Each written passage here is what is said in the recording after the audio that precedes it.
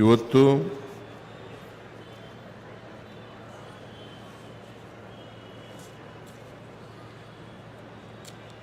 ಬೆಳಗಾವಿ ನಗರದಲ್ಲಿ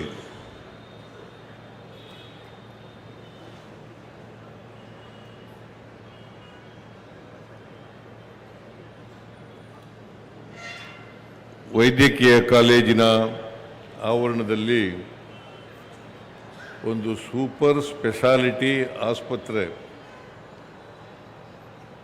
ಅದರ ಕಟ್ಟಡದ ಉದ್ಘಾಟನೆ ಇವತ್ತಿನಿಂದಲೇ ಸೂಪರ್ ಸ್ಪೆಷಾಲಿಟಿ ಆಸ್ಪತ್ರೆ ಪ್ರಾರಂಭ ಆಗ್ತಾ ಇದೆ. ಆಮೇಲೆ ಬೆಳಗಾವಿ ಸಿಟಿನಲ್ಲಿ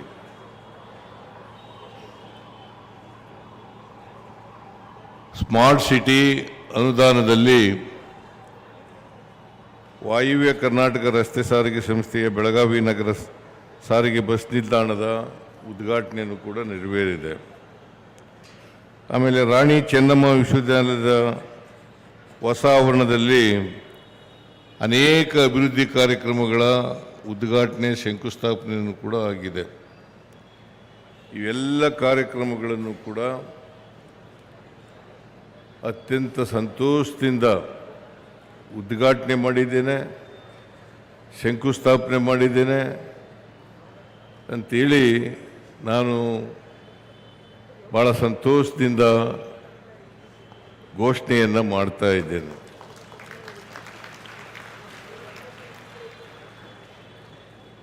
ನಮ್ಮ ಸರ್ಕಾರ ನಾಗರಿಕರಿಗೆ ವಿಶೇಷವಾಗಿ ಸಮಾಜದಲ್ಲಿ ತಳ ಸಮುದಾಯದ ಜನ ಆ ಜನರಿಗೆ ಅನೇಕ ಸೌಲಭ್ಯಗಳನ್ನು ಸೌಕರ್ಯಗಳನ್ನು ಒದಗಿಸ್ಕೊಡ್ಬೇಕು. ಸಮಾಜದಲ್ಲಿ ಅಸಮಾನತೆ ಇದೆ. ಈ ಅಸಮಾನತೆಯನ್ನು ತೆಗೆದಾಕಬೇಕಾದ್ರೆ ನಾವು ಯಾರಿಗೆ ಅವಕಾಶಗಳಿಂದ ವಂಚಿತರಾಗಿದ್ದಾರೆ ಆ ಜನರಿಗೆ ಅನುಕೂಲಗಳನ್ನು ಮಾಡಿಕೊಡ್ತಕ್ಕಂಥ ಕೆಲಸವನ್ನು ಮಾಡಿಕೊಡಬೇಕು. ಅದು ಮಾಡಿದಾಗ ಮಾತ್ರ ನಾವು ಈ ಅಸಮಾನತೆಯನ್ನು ತೊಡೆದಾಕಲಿಕ್ಕೆ ಸಾಧ್ಯ ಆಗ್ತದೆ. ಎಲ್ಲಿವರೆಗೆ ಅಸಮಾನತೆ ಸಮಾಜದಲ್ಲಿ ಇರ್ತದೆ ಅಲ್ಲಿವರೆಗೆ ಸಮಾನತೆ ಬರಲಿಕ್ಕೆ ಸಾಧ್ಯ ಆಗಲ್ಲ. ಆ ಜನರು ಮುಖ್ಯವಾಹಿನಿಗೂ ಕೂಡ ಬರಲಿಕ್ಕೆ ಸಾಧ್ಯ ಆಗಲ್ಲ. ಬಾಬಾ ಸಾಹೇಬ್ ಅಂಬೇಡ್ಕರ್ ಅವರು ಹೇಳ್ತಾರೆ ಸಮಾಜದಲ್ಲಿ ಎಲ್ಲಿವರೆಗೆ ಅಸಮಾನತೆ ಇರ್ತದೆ, ನಾವು ಎಲ್ಲಿವರೆಗೆ ಬಡವರಿಗೆ ಶಕ್ತಿಯನ್ನು ತುಂಬಲ್ಲ ಆರ್ಥಿಕವಾಗಿ ಸಾಮಾಜಿಕವಾಗಿ, ಆ ಜನರು ಮುಖ್ಯವಾಹಿನಿಗೆ ಬರಲಿಕ್ಕಾಗಲ್ಲ, ಸಮಾಜವನ್ನು ನಿರ್ಮಾಣ ಮಾಡಲಿಕ್ಕಾಗಲ್ಲ, ಸಮಾನತೆಯನ್ನು ನಿರ್ಮಾಣ ಮಾಡಲಿಕ್ಕೆ ಸಾಧ್ಯ ಆಗಲ್ಲ. ಇದು ಅತ್ಯಂತ ಅವಶ್ಯ ಅಂತಕ್ಕಂಥದ್ದನ್ನು ನಾವೆಲ್ಲರೂ ಕೂಡ ಅರ್ಥ ಮಾಡ್ಕೋಬೇಕಾಗ್ತದೆ. ಆಗ ಮಾತ್ರ, ಯಾಕಂದರೆ ಬುದ್ಧ, ಬಸವ, ಅಂಬೇಡ್ಕರ್, ಗಾಂಧೀಜಿ ಹೇಳಿರ್ತಕ್ಕಂಥದ್ದು ನಮ್ಮ ಸಮಾಜದಲ್ಲಿ ಕಟ್ಟಕಡೆಯ ಮನುಷ್ಯ ಯಾರಿದ್ದಾರೆ ಅವ್ರಿಗೆ ನ್ಯಾಯ ಒದಗಿಸ್ಕೊಡ್ತಕ್ಕಂಥ, ಅವ್ರಿಗೆ ಸವಲತ್ತುಗಳನ್ನು ಒದಗಿಸ್ಕೊಡ್ತಕ್ಕಂಥ, ಅವ್ರಿಗೆ ಆರ್ಥಿಕವಾಗಿ ಸಾಮಾಜಿಕವಾಗಿ ಶಕ್ತಿಯನ್ನು ತುಂಬತಕ್ಕಂಥ ಕೆಲಸವನ್ನು ಮಾಡಿದಾಗ ಮಾತ್ರ ಸ್ವಾತಂತ್ರ್ಯ ಯಶಸ್ವಿ ಆಗಲಿಕ್ಕೆ ಸಾಧ್ಯ ಆಗ್ತದೆ. ಇಲ್ಲದೆ ಹೋದರೆ ಸ್ವಾತಂತ್ರ್ಯ ಯಶಸ್ವಿ ಆಗಲಿಕ್ಕೆ ಕಷ್ಟ ಆಗ್ತದೆ ಅಂತಕ್ಕಂಥ ಮಾತುಗಳನ್ನು ಇವರೆಲ್ಲರೂ ಕೂಡ ಮಹನೀಯರುಗಳು ಹೇಳಿರ್ತಕ್ಕಂಥ ಮಾತುಗಳು. ಈ ರೀತಿಯಾಗಿ ನಮ್ಮ ಸರ್ಕಾರ ಇವತ್ತು ಅಸಮಾನತೆಯನ್ನು ತೊಡೆದಾಕಲಿಕ್ಕೆ ಅನೇಕ ಕಾರ್ಯಕ್ರಮಗಳನ್ನು ಇವತ್ತು ನಾವು ಮಾಡ್ತಾ ಇದ್ದೀವಿ. ಇವತ್ತು ಸರ್ಕಾರಿ ಆಸ್ಪತ್ರೆಗಳಿಗೆ ಬರ್ತಕ್ಕಂಥವ್ರು ಸಾಮಾನ್ಯವಾಗಿ ಬಡವರು ಮತ್ತು ಗ್ರಾಮೀಣ ಪ್ರದೇಶದ ಜನ, ಶ್ರೀಮಂತರು ದುಡ್ಡಿರ್ತಕ್ಕಂಥವರು ಖಾಸಗಿ ಆಸ್ಪತ್ರೆಗಳಿಗೆ ಹೋಗ್ತಾರೆ. ಆದರೆ ಬಡವರು ಮತ್ತು ದುಡ್ಡಿಲ್ಲದೆ ಇರ್ತಕ್ಕಂಥ ಜನ ಸರ್ಕಾರಿ ಆಸ್ಪತ್ರೆಗಳಿಗೆ ಬರ್ತಾರೆ. ಅವರಿಗೆ ಅತ್ಯುತ್ತಮವಾದಂಥ ಆರೋಗ್ಯ ಸೇವೆಯನ್ನು ಒದಗಿಸ್ಕೊಡ್ಬೇಕಾಗಿರ್ತಕ್ಕಂಥದ್ದು ಸರ್ಕಾರದ ಜವಾಬ್ದಾರಿ, ಕರ್ತವ್ಯ. ಅದಕ್ಕೋಸ್ಕರ ನಾನು 4ರಲ್ಲಿ ಇವರು ಉಪಮುಖ್ಯಮಂತ್ರಿ ಆಗಿದಾಗ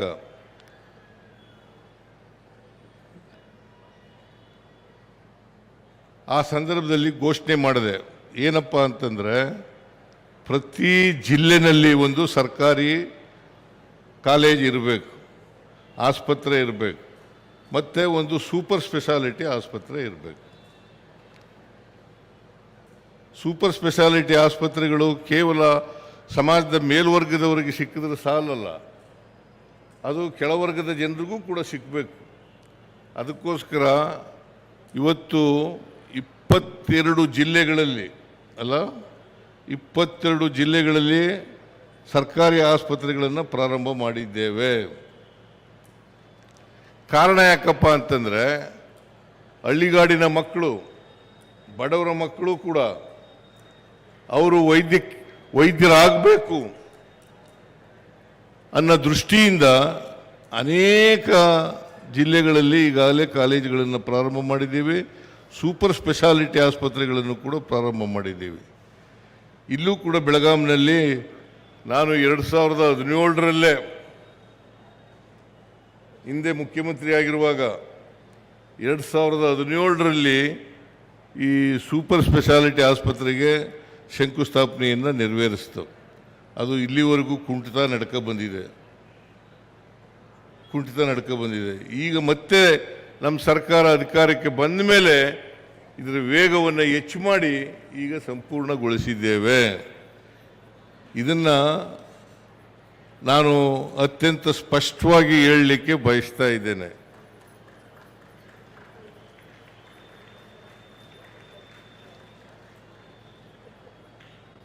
ರಾಜು ಶೇಟ್ ಅವರು, ಆಸಿಫ್ ಶೇಟ್ ಕೆಲವು ಈಗ ಒಂದು ಮನವಿ ಕೊಟ್ಟರು ನನಗೆ, ನಮ್ಮಲ್ಲಿ ಡಾಕ್ಟ್ರುಗಳಿಲ್ಲ, ಡಾಕ್ಟ್ರುಗಳನ್ನು ತುಂಬತಕ್ಕಂಥ ಕೆಲಸವನ್ನು ಮಾಡಬೇಕು ಅಂತೇಳಿ. ಹಂತವಾಗಿ ಡಾಕ್ಟ್ರುಗಳನ್ನು ತುಂಬುತ್ತೇವೆ.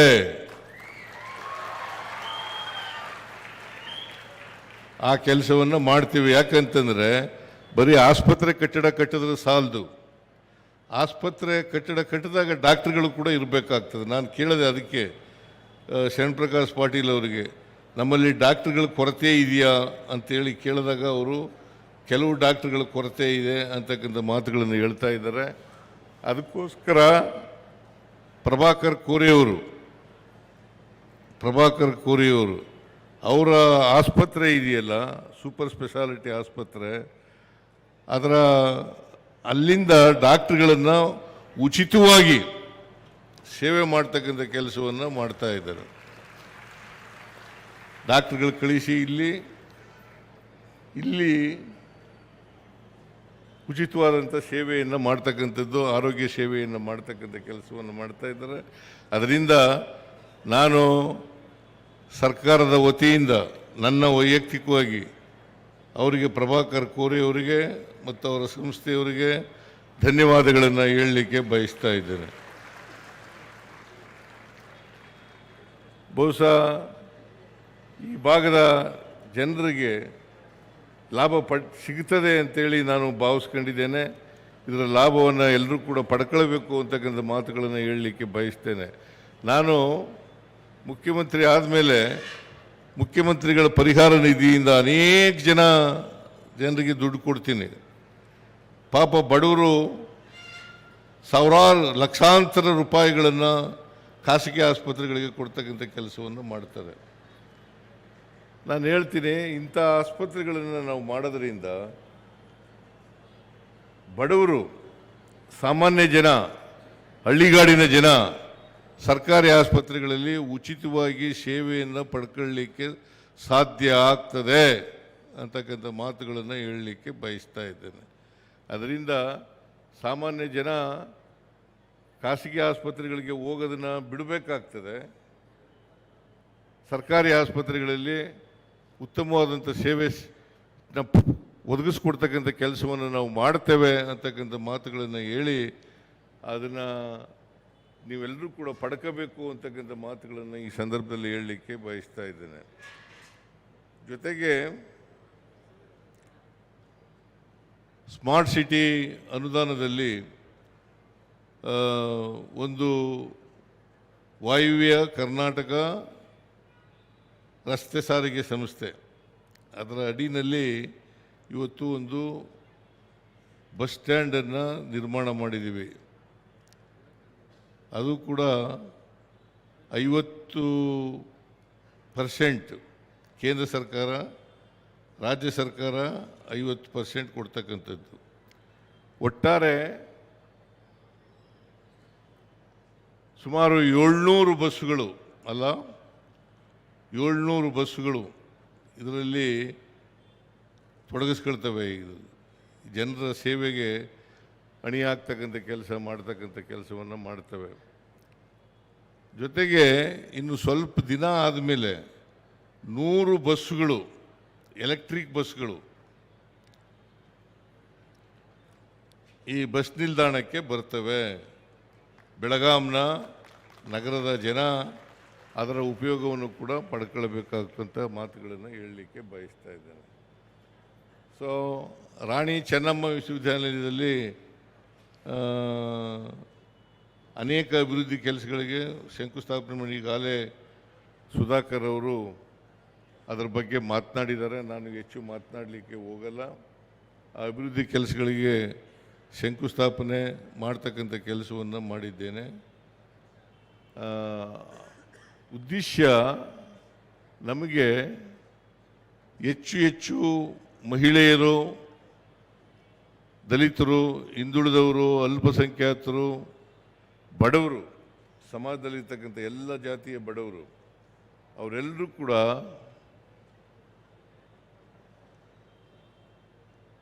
ಉನ್ನತ ಶಿಕ್ಷಣವನ್ನು ಪಡ್ಕೊಳ್ಬೇಕು ಅಂತಕ್ಕಂಥದ್ದು ಉದ್ದೇಶ. ಯಾಕಂತಂದರೆ ಎಲ್ಲರೂ ಶಿಕ್ಷಿತರಾಗಬೇಕು. ಎಲ್ಲರೂ ಶಿಕ್ಷಿತರಾದರೆ ಮಾತ್ರ ಸಮಾಜದಲ್ಲಿ ನಾವು ಬಡತನ, ನಿರುದ್ಯೋಗ ಇವನ್ನೆಲ್ಲ ಹೋಗಲಾಡಿಸಲಿಕ್ಕೆ ಸಾಧ್ಯ ಆಗ್ತದೆ. ಶಿಕ್ಷಣವೇ ಶಕ್ತಿ. ನಾವು ಶಿಕ್ಷಣದಿಂದ ಸ್ವತಂತ್ರರಾಗಬೇಕು. ಅದು ಮಾತ್ರ ಪ್ರತಿಯೊಬ್ಬರು ಕೂಡ ಯಾವುದೇ ಕಾರಣಕ್ಕೆ ಅವಿದ್ಯಾವಂತರಾಗಬಾರದು. ಇನ್ನೂ ಕೂಡ ಶಿಕ್ಷಣ 100ಕ್ಕೆ 100 ಆಗಿಲ್ಲ ನಮ್ಮ ಸಮಾಜದಲ್ಲಿ. ನಾವು 100ಕ್ಕೆ 100 ಶಿಕ್ಷಣ ಪಡ್ಕೊಂಡಾಗ ಮಾತ್ರ ಸ್ವಾತಂತ್ರ್ಯ ಬಂದದಕ್ಕೆ ಸಾರ್ಥಕ ಆಗ್ತದೆ. ಈಗಾಗಲೇ 78 ವರ್ಷ ಆಯಿತು ಸ್ವಾತಂತ್ರ್ಯ ಬಂದು. 78 ವರ್ಷಗಳಾದರೂ ಕೂಡ ಇನ್ನೂ ಶಿಕ್ಷಣ ಎಲ್ಲರಿಗೂ ಸಿಕ್ಕಿಲ್ಲ ಅಂತಕ್ಕಂಥ ಚಿತ್ರಣ ನಾವು ನೋಡಲಿಕ್ಕೆ ಸಾಧ್ಯ ಆಗ್ತದೆ. ಅದಕ್ಕೋಸ್ಕರ ಯಾರು ಕೂಡ ಸಮಾಜದಲ್ಲಿರ್ತಕ್ಕಂಥ ಅನೇಕ ಕಲ್ಯಾಣ ಕಾರ್ಯಕ್ರಮಗಳನ್ನು ಸರ್ಕಾರ ಮಾಡಿದೆ. ಈ ಕಲ್ಯಾಣ ಕಾರ್ಯಕ್ರಮಗಳನ್ನು ಉಪಯೋಗಿಸ್ಕೊಂಡು ಶಿಕ್ಷಣವನ್ನು ಪಡ್ಕೊಳ್ತಕ್ಕಂಥ ಪ್ರಯತ್ನವನ್ನು ಮಾಡಬೇಕು. ಅದಕ್ಕೋಸ್ಕರನೇ ಅಸಮಾನತೆಯನ್ನು ತೊಡೆದಾಕ್ಲಿಕ್ಕೋಸ್ಕರ ಹಿಂದೆ ನಾನು ಮುಖ್ಯಮಂತ್ರಿ ಆಗಿದ್ದಾಗ 2013ರಿಂದ 2018ರವರೆಗೆ ಮುಖ್ಯಮಂತ್ರಿ ಆಗಿರುವಾಗ ಅನೇಕ ಭಾಗ್ಯಗಳನ್ನು ಜನರಿಗೆ ಕೊಡ್ತಕ್ಕಂಥ ಕೆಲಸವನ್ನು ಮಾಡ್ತಾರೆ. ಈಗ ಮತ್ತೆ 2023ರಿಂದ ಮುಖ್ಯಮಂತ್ರಿ ಆದಾಗ ನಾನು ಭಾಳ ಪ್ರಮುಖವಾಗಿ 5 ಗ್ಯಾರಂಟಿ ಯೋಜನೆಗಳನ್ನು ಜನರಿಗೆ ಕೊಟ್ಟಿರ್ತಕ್ಕಂಥದ್ದು. ಈ ಯಾಕೆ ಗ್ಯಾರಂಟಿ ಯೋಜನೆಗಳನ್ನು ಕೊಟ್ಟಿದ್ದೀವಿ ಅಂತಂದರೆ ಪ್ರತಿಯೊಬ್ಬರಿಗೂ ಕೂಡ ಆರ್ಥಿಕವಾಗಿ, ಸಾಮಾಜಿಕವಾಗಿ ಶಕ್ತಿ ಬರಬೇಕು. ಆ ಶಕ್ತಿ ಬರಲಿಕ್ಕೋಸ್ಕರವಾಗಿ ಎಲ್ಲ ವರ್ಗದ ಜನ, ಮಹಿಳೆಯರು, ಎಲ್ಲ ಜಾತಿಯಲ್ಲಿರ್ತಕ್ಕಂಥ ಬಡವರು, ಎಲ್ಲ ಧರ್ಮದಲ್ಲಿರ್ತಕ್ಕಂಥ ಬಡವರು ಅವರೆಲ್ಲರಿಗೂ ಕೂಡ ಶಕ್ತಿ ಬಂದಾಗ ಮಾತ್ರ ನಮ್ಮ ಸಮಾಜದಲ್ಲಿ ನಾವು ಸಮಾನತೆಯನ್ನು ತರಲಿಕ್ಕೆ ಸಾಧ್ಯ ಆಗ್ತದೆ. ಅದಕ್ಕೋಸ್ಕರ ಶಕ್ತಿ ಯೋಜನೆ ಒಂದರಲ್ಲೇ ಸುಮಾರು 500 ಕೋಟಿಗೂ ಹೆಚ್ಚು. ಎಷ್ಟು ರಾಮಲಿಂಗಾರೆಡ್ಡಿ ಅವರೇ? 564 ಕೋಟಿ 564 ಕೋಟಿ ಮಹಿಳೆಯರು ಉಚಿತವಾಗಿ ಪ್ರಯಾಣ ಮಾಡಿದ್ದಾರೆ.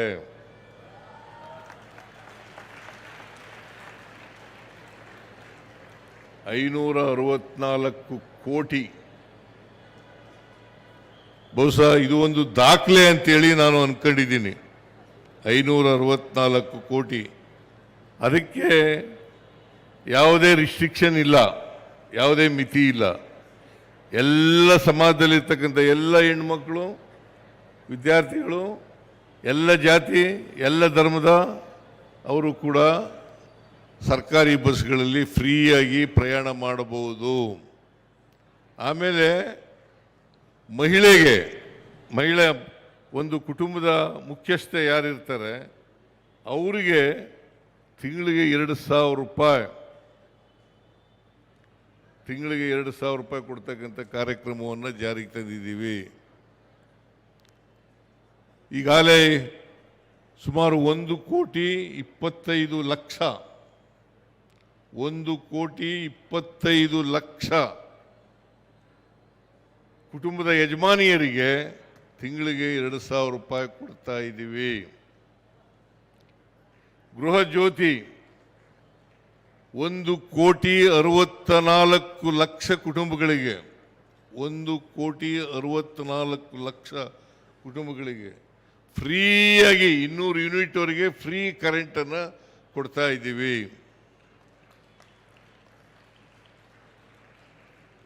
ಅನ್ನಭಾಗ್ಯ ಕಾರ್ಯಕ್ರಮ ಸುಮಾರು 10 kgವರೆಗೆ ಪ್ರತಿಯೊಬ್ಬರಿಗೂ ಕೂಡ 10 kgವರೆಗೆ ಉಚಿತವಾಗಿ ಕೊಡ್ತಾ ಇರ್ತಕ್ಕಂಥದ್ದು. ಬಹುಶಃ ಇಡೀ ದೇಶದಲ್ಲಿ ಕರ್ನಾಟಕದಲ್ಲಿ ಮಾತ್ರ 10 kg ಅಕ್ಕಿಯನ್ನು ಉಚಿತವಾಗಿ ಕೊಡ್ತಕ್ಕಂಥ ಕಾರ್ಯಕ್ರಮವನ್ನು ಮಾಡ್ತಾ ಇದ್ದೀವಿ. ಯಾಕಂದರೆ ಕರ್ನಾಟಕದಲ್ಲಿ ಯಾರು ಹಸಿದು ಮಲಗಬಾರ್ದು. ಕರ್ನಾಟಕ ಹಸಿವು ಮುಕ್ತ ರಾಜ್ಯ ಆಗಬೇಕು ಅಂತಕ್ಕಂಥ ಕಾರಣದಿಂದ ಮಾಡ್ತಾ ಇದ್ದೀವಿ.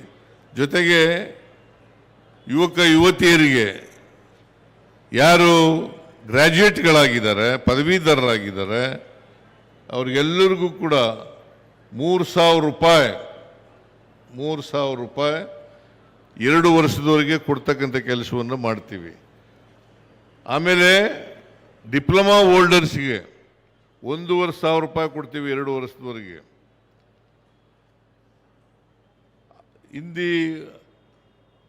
ಇದ್ರ ಜೊತೆಗೆ ನಾವು ಕೌಶಲ್ಯ ಅಭಿವೃದ್ಧಿನೂ ಕೂಡ ಮಾಡಿಕೊಡ್ತೀವಿ. ಕೌಶಲ್ಯ ಅಭಿವೃದ್ಧಿ ಯಾಕೆ ಮಾಡಿಕೊಡ್ತೀವಿ ಅಂತಂದರೆ, ಅವರು 2 ವರ್ಷ ಮಾತ್ರ ನಾವು ಯುವ ನಿಧಿ ಕಾರ್ಯಕ್ರಮ ಜಾರಿ ಕೊಟ್ಟಿರೋದ್ರಿಂದ ಅವ್ರಿಗೆ ಕೌಶಲ್ಯ ಅಭಿವೃದ್ಧಿ ಆದರೆ ನಿರುದ್ಯೋಗದ ಸಮಸ್ಯೆಯನ್ನು, ಉದ್ಯೋಗವನ್ನು ಪಡ್ಕೊಳ್ಳಲಿಕ್ಕೆ ಅನುಕೂಲ ಆಗ್ತದೆ ಅನ್ನೋ ಕಾರಣಕ್ಕೋಸ್ಕರವಾಗಿ ಇದನ್ನು ಮಾಡ್ತಾ ಇದ್ದೀವಿ. ಇದರಿಂದ ನಮ್ಮ ಸರ್ಕಾರ ಸಮಾಜದಲ್ಲಿ ಅಸಮಾನತೆಯನ್ನು ನಿರ್ಮಾಣ ಮಾಡಬೇಕು. ಆ ಮೂಲಕ ಜಾತಿ ವ್ಯವಸ್ಥೆ ಹೋಗಬೇಕು, ವರ್ಗ ವ್ಯವಸ್ಥೆ ಹೋಗಬೇಕು, ಸಮಾನತೆ ಬರಬೇಕು. ಅದರಿಂದ ನಮ್ಮ ಕಾರ್ಯಕ್ರಮಗಳು ಇವತ್ತು ಜನರಿಗೋಸ್ಕರ ಮಾಡ್ತಾ ಇರ್ತಕ್ಕಂಥ ಕಾರ್ಯಕ್ರಮಗಳು. ಇದನ್ನು ಅರ್ಥ ಮಾಡ್ಕೋಬೇಕಾಗ್ತದೆ. ಇದ್ರ ಜೊತೆಗೆ ಈ ವರ್ಷ ಹೆಚ್ಚು ಮಳೆಯಾಗಿದೆ. ಉತ್ತರ ಕರ್ನಾಟಕದಲ್ಲಿ 95% ಮಳೆ ಜಾಸ್ತಿ ಆಗಿದೆ. 95 ಸುಮಾರು 8-9 ಜಿಲ್ಲೆಗಳಲ್ಲಿ, ಬೆಳಗಾವಿನೂ ಸೇರಿ,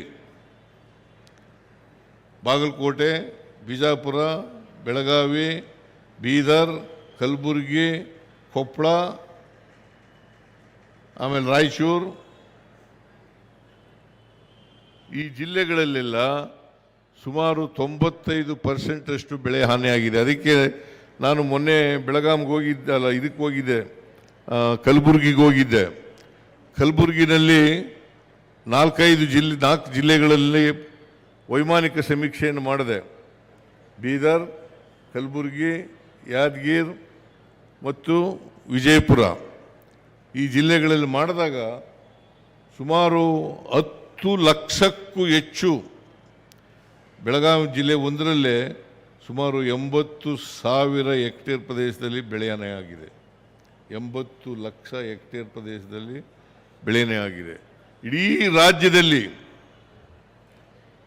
ರಾಜ್ಯದಲ್ಲಿ ಸುಮಾರು 10 ಲಕ್ಷ ಹೆಕ್ಟೇರ್ ಪ್ರದೇಶದಲ್ಲಿ ಬೆಳೆ ಹಾನಿಯಾಗಿದೆ.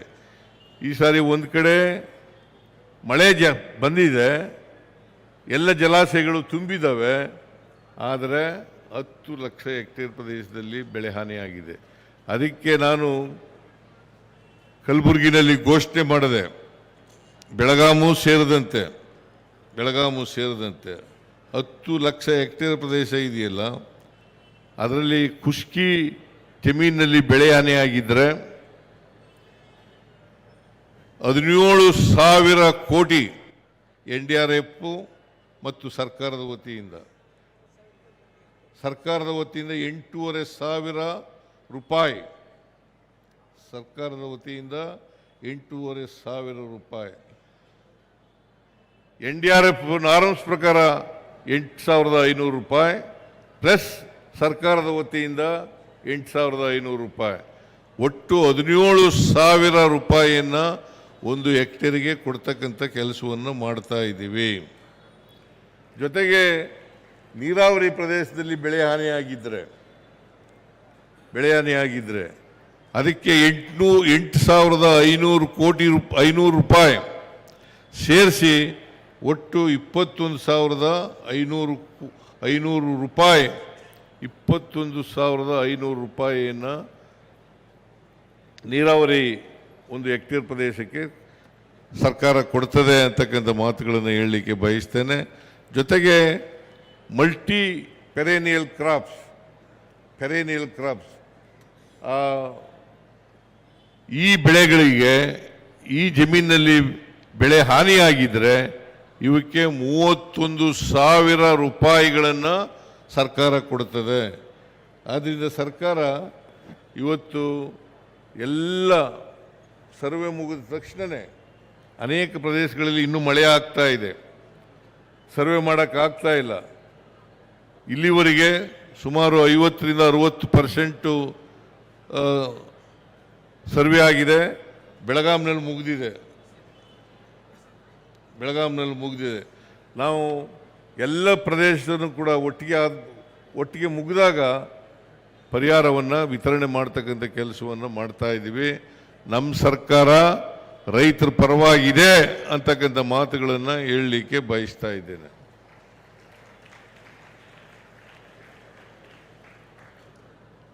ಯಾವ ಸರ್ಕಾರನೂ ಕೂಡ ಇಷ್ಟು ಬೆಳೆ ಹಾನಿಯ ಪರಿಹಾರವನ್ನು ಕೊಟ್ಟಿರಲಿಲ್ಲ, ಆದರೂ ನಾವು ಕೊಟ್ಟಿದ್ದೇವೆ ಅಂತಕ್ಕಂಥ ಮಾತುಗಳನ್ನು ಹೇಳಲಿಕ್ಕೆ ಬಯಸ್ತಾ ಇದ್ದೇನೆ. ಅದರಿಂದ ನೀವೆಲ್ಲರೂ ರೈತರು, ವಿಶೇಷವಾಗಿ ರೈತರು ಇದರ ಉಪಯೋಗವನ್ನು ಪಡ್ಕೊಳ್ಬೇಕು ಅಂತಕ್ಕಂಥ ಮಾತುಗಳನ್ನು ಹೇಳಲಿಕ್ಕೆ ಬಯಸ್ತಾ ಇದ್ದೇನೆ. ಮತ್ತು ಇವತ್ತು ಈ ಕಾರ್ಯಕ್ರಮ ಏನು ನಡೆದಿದೆ, ಈ ಸೂಪರ್ ಸ್ಪೆಷಾಲಿಟಿ ಆಸ್ಪತ್ರೆ, ಬಸ್ ಸ್ಟ್ಯಾಂಡು ಮತ್ತು ರಾಣಿ ಚೆನ್ನಮ್ಮ ವಿಶ್ವವಿದ್ಯಾನಿಲಯದಲ್ಲಿ ಅನೇಕ ಅಭಿವೃದ್ಧಿ ಕಾರ್ಯಕ್ರಮಗಳು, ಈ ಕಾರ್ಯಕ್ರಮಗಳ ಉದ್ಘಾಟನೆ, ಶಂಕುಸ್ಥಾಪನೆ, ಈ ಕಾರ್ಯಕ್ರಮಗಳ ಅತ್ಯಂತ ಸಂತೋಷದಿಂದ ನೆರವೇರಿಸಿದ್ದೇನೆ ಅಂತಕ್ಕಂಥ ಮಾತುಗಳನ್ನು ಹೇಳಿ, ಇದರ ಲಾಭ ಸಮಾಜದ ಜನ, ಸಾಮಾನ್ಯ ಜನ ಅದು ಪಡ್ಕೊಂಡಾಗ ಸಾರ್ಥಕ ಆಗ್ತದೆ ಅಂತಕ್ಕಂಥ ಮಾತುಗಳನ್ನು ಈ ಸಂದರ್ಭದಲ್ಲಿ ಹೇಳ್ತಾ ನನ್ನ ಮಾತುಗಳನ್ನು ಮುಗಿಸ್ತೇನೆ. ಜೈ ಹಿಂದ್, ಜೈ ಕರ್ನಾಟಕ, ಜೈ ಸಂವಿಧಾನ್.